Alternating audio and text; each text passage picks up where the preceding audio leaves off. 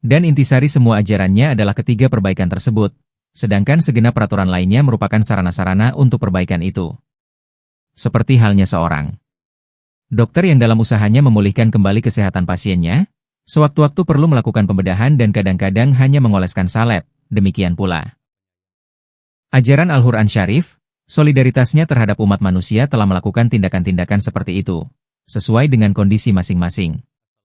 Maksud sebenarnya semua ajaran ma'rifat yakni ilmu-ilmu, nasihat dan sarana-sarana lainnya ialah mengantarkan umat manusia dari keadaan-keadaan tabii, alami, yang memiliki corak biadab kepada keadaan-keadaan akhlaki hingga ke samudera kerohanian yang tiada bertepi. Keadaan-keadaan alami berubah menjadi keadaan akhlaki yang berkualitas. Sebelumnya telah kami terangkan bahwa keadaan-keadaan tabii, alami, bukanlah sesuatu yang terpisah dari keadaan-keadaan akhlaki, melainkan keadaan-keadaan itu jugalah yang jika diterapkan sesuai dengan pertimbangan akal dan tempat serta kesempatan yang tepat, dengan cara yang semestinya akan mengambil corak keadaan-keadaan akhlak.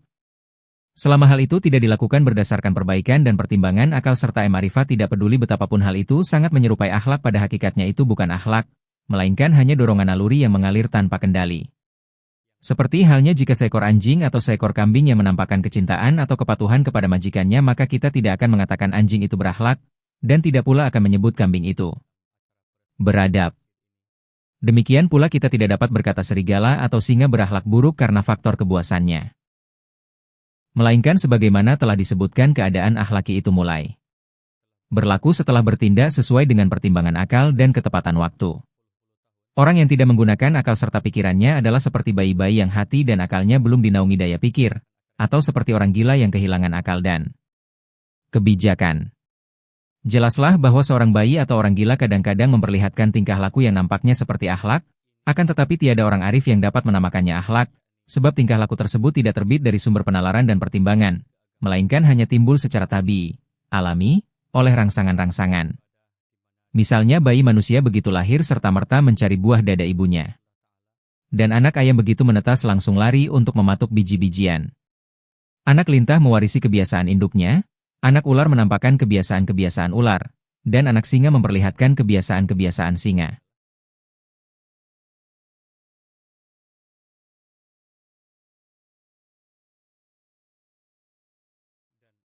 Hendaklah diperhatikan, khususnya keadaan anak manusia bagaimana dia begitu lahir langsung memperlihatkan kebiasaan insani.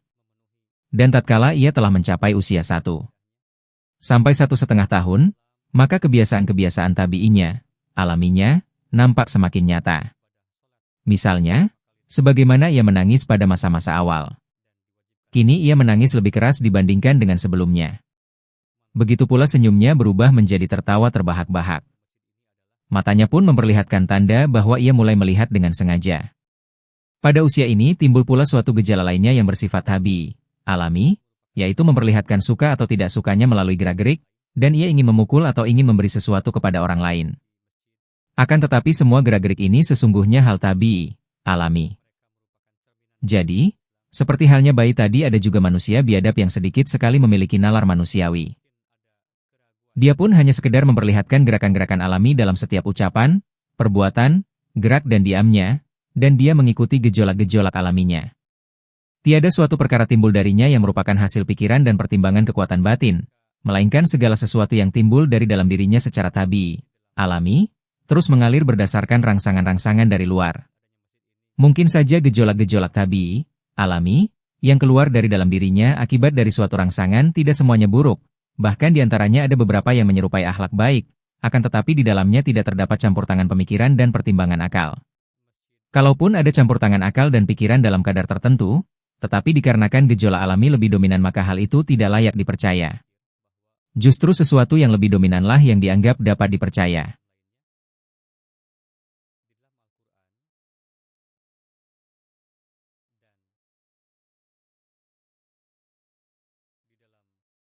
Akhlak sejati. Ringkasnya, kita tidak dapat menyebutkan bahwa orang yang dikuasai oleh keadaan tabii, alami, seperti hewan, kanak-kanak dan orang-orang gila yang cara hidupnya hampir-hampir menyerupai orang-orang biadab semacam itu ia memiliki akhlak sejati. Melainkan pada hakikatnya berlakunya masa akhlak baik atau akhlak buruk ialah semenjak akal manusia yang merupakan anugerah Tuhan telah menjadi matang, dan dengan perantaraan akal itu ia dapat membedakan kebaikan dan keburukan atau membedakan derajat kebaikan dan keburukan, dan ia mulai merasa sedih pada saat ada kesempatan berbuat baik ia tidak bisa melakukannya serta merasa sangat menyesal dan malu saat ia berbuat suatu keburukan. Itulah keadaan kedua kehidupan manusia yang di dalam kalam suci Allah, Al-Quran Syarif, dinamakan dengan istilah nafs lawa'amah. Akan tetapi hendaklah diperhatikan, bahwa untuk mengantarkan seorang biadab sampai kepada keadaan nafs lawa'amah tidaklah cukup dengan sekedar memberi nasihat saja, melainkan adalah mutlak baginya untuk memiliki pengetahuan tentang Tuhan. Dengan itu ia tidak beranggapan bahwa kelahirannya sia-sia dan tidak mempunyai suatu tujuan. Sehingga dengan ma'rifat ilahi itu timbul pada dirinya sendiri akhlak sejati.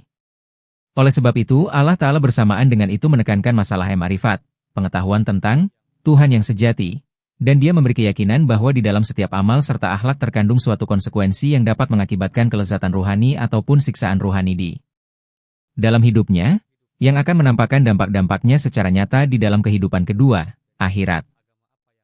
Pendeknya, pada derajat nafs lawa'amah, manusia sudah sedemikian rupa memiliki akal, ma'rifat, dan hati nurani yang suci, sehingga ia mengecam, mencela dirinya sendiri apabila melakukan perbuatan buruk, lalu mendambakan dan menghasratkan perbuatan yang baik.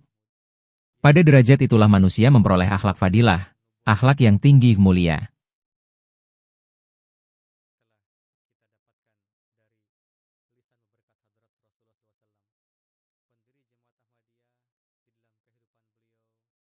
Perbedaan antara khalq dan khulq. Pada tempat ini ada baiknya jika kami juga menjelaskan definisi kata khulq dalam kadar tertentu. Hendaklah dimaklumi bahwa hal dengan tanda fathah di atas huruf H merupakan nama dari penciptaan, kelahiran, lahiriah. Sedangkan khulq dengan tanda dhammah di atas huruf H merupakan nama dari penciptaan, kelahiran, batiniah. Dikarenakan penciptaan, kelahiran, batiniah baru akan mencapai kesempurnaan melalui akhlak bukan melalui gejolak-gejolak tabii, alami. Oleh karena itu maka kata khulq dipakai untuk akhlak dan tidak dipergunakan untuk gejolak-gejolak tabii, alami. Lalu patut diterangkan juga bahwa sudah merupakan anggapan umum bahwa khulq itu hanya merupakan kelemah lembutan kehalusan dan rendah hati saja. Padahal sebanding dengan anggota tubuh lahiriah, segala bentuk kelebihan manusiawi yang telah ditanamkan di dalam batin kesemuanya itu dinamakan khulq. Misalnya orang menangis melalui mata, dan seiring dengan itu di dalam hatinya terdapat rasa haru. Apabila itu digunakan pada tempatnya melalui akal anugerah Tuhan maka ia merupakan suatu khulq, akhlak. Begitu pula manusia melawan musuh melalui tangan dan sejalan dengan gerakan itu di dalam hati timbul suatu kekuatan yang disebut keberanian. Jadi, apabila manusia menggunakan kekuatan tersebut sesuai dengan tempat dan keadaan maka itu pun dinamakan khulq, akhlak. Demikian pula kadang-kadang manusia dengan tangannya ingin menyelamatkan orang-orang teraniaya dari orang-orang zalim, atau ia ingin memberikan sesuatu kepada orang miskin dan orang-orang lapar, atau dengan cara lain ingin menghidmati umat manusia, dan sejalan dengan gerakan itu di dalam hatinya timbul suatu kekuatan yang disebut kasih sayang. Dan kadang-kadang manusia memberi hukuman dengan tangannya kepada orang zalim, dan bersesuaian dengan itu di dalam hatinya terdapat suatu kekuatan yang disebut pembalasan.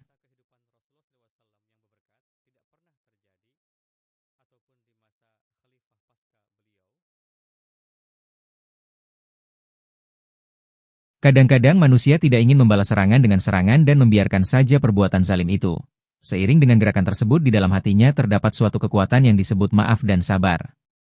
Dan kadang-kadang manusia ingin membantu sesamanya dengan menggunakan tangan dan kakinya, perasaan dan pikirannya, serta membelanjakan harta bendanya untuk kesejahteraan mereka, maka sejalan dengan gerakan itu terdapat di dalam hatinya suatu kekuatan yang disebut kedermawanan.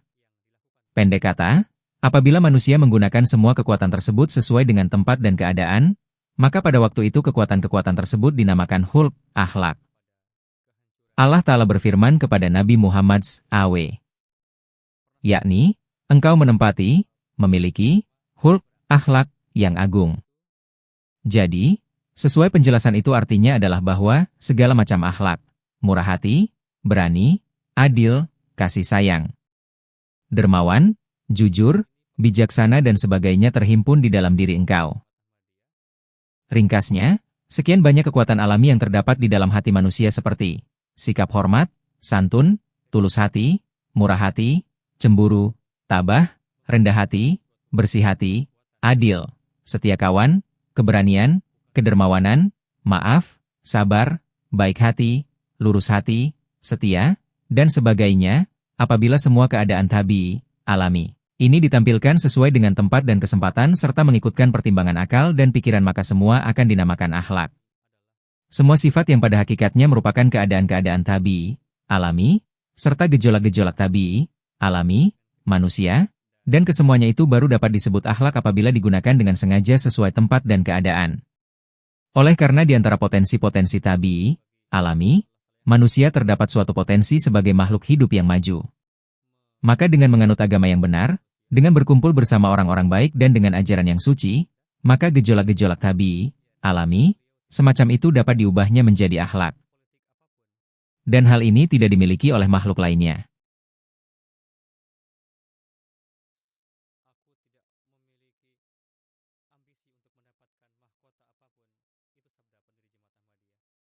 Keadaan tabii, alami, manusia.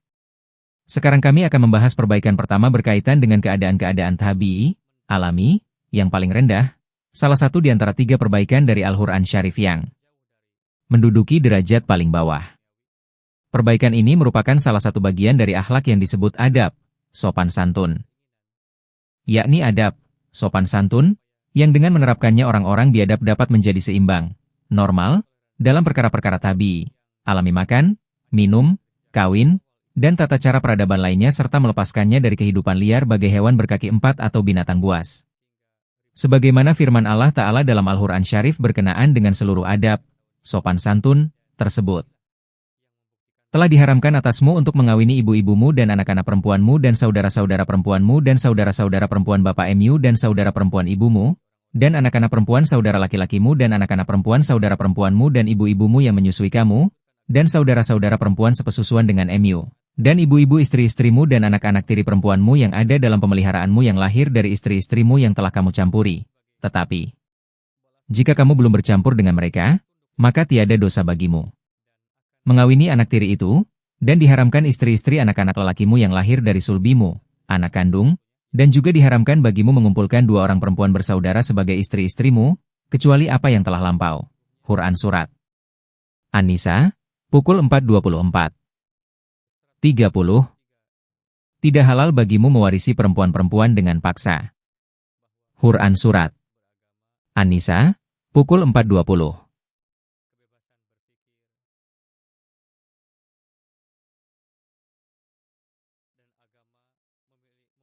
Dan janganlah kamu mengawini perempuan-perempuan yang pernah dikawini bapak-bapakmu, kecuali apa yang sudah lampau.